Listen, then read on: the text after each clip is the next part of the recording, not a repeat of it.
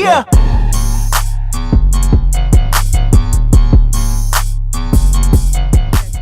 Hey guys, Sean here. I've been renting jet skis for 25 years, riding for 30 years. Today we're going to talk about how to enjoy your day and not wear yourself out on a ski. So first off guys, you need to know your vehicle. So if you buy a new ski or a used ski, try to get an owner's manual from Yamaha or Sea-Doo or wherever you get it from. It's very important that you read all the safety instructions, practice riding tips, learn your boating laws in your area. Everything should have that. There's a riding practice guide that comes with every ski. It's very helpful to do that and familiarize yourself with the laws and how to operate your ski.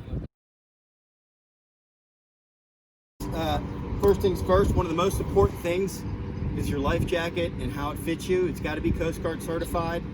I like a pullover vest. A lot of other people like the side vests. I don't like neoprene because it gets hot and it smells. Yeah, it'll keep you warm, but I just don't like the smell of a neoprene vest, but everybody's different about that. Make sure it's Coast Guard certified. Make sure it does not come up over your neck, because if you're knocked out, you can't swim.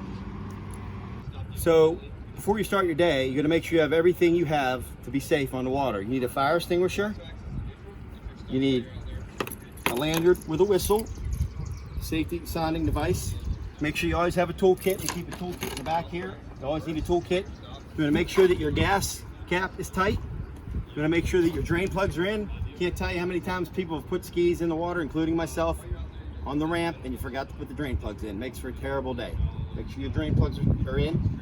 You wanna check under your seat, make sure your oil cap is down tight and everything's snug, and make sure your battery's tight. Battery cables are probably the #1 thing that comes loose on a ski when you're riding in rough water. Very important, guys, to make sure you have a good, clean air filter. That's really big. If your ski's not running right and you overfill it with oil, you gotta make sure you have a good clean air filter here. You can get aftermarket ones from Riva. They got a lot of good stuff on Riva, rivaracing.com.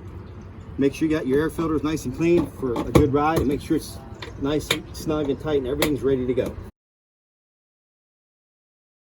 The kill switch, guys, right here, some of you that don't know, it keeps the motor running, and when you fall off, it's gonna come out and it's gonna kill the motor.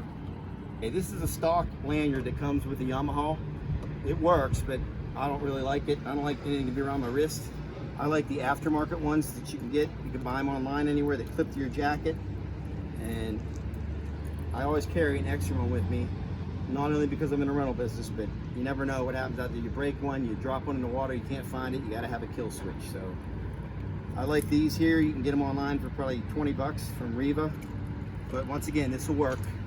And if you do use this one, I don't like to put it on the wrist. I like to actually put it through here and then run it around like this, put it on so it's attached to my jacket. So on the Yamahas, it's been about 5 years now, they finally came out with the ride system, which makes it way easier. Some of you guys are familiar with the old reverse. You have to pull over here. This ride system is phenomenal. I mean, you can parallel park, you can stop on a dime out there and just sit still. We use it as a brake here, but it's a reverse. But if you just touch gas and brake back and forth, the ride system will keep you nice and steady out there. It's a great, great setup from Yamaha. I want to talk about throttle application. I see people using all kinds of different methods. You'll want to use one finger, so the rest of your hand's on here. And I always use my index finger and I pull down. I never go past my knuckle here. If you go past your knuckle all the way to here, all you're doing is burning gas. You're not going any faster. A lot of people think if they hold it all the way down, they're going to go faster. You're not going faster, you're just burning fuel. So I like to keep my three fingers right here and pull down, and once it hits my knuckle, that's my stop area where I know I'm not burning gas and I'm still getting the maximum amount of power that the ski will give me. I want to talk about riding in rough water. I like to always stand up when riding in rough water. Keep your elbows relaxed, your knees bent, and you want to absorb the shock with your knees. I see people all the time sit down and it's just beating your back up in rough water. And when you get into rough water, you want to slow down a little bit, relax your knees, let your knees work as a shock, let your elbows work as a shock. If you hold on too tight, you're going to be bouncing around and the ski's going to do whatever it wants to you. So make sure that you relax, bend at your knees, and keep your feet back just a little bit back here to where you feel comfortable, and keep that ski going over the waves so you can keep water out of your face.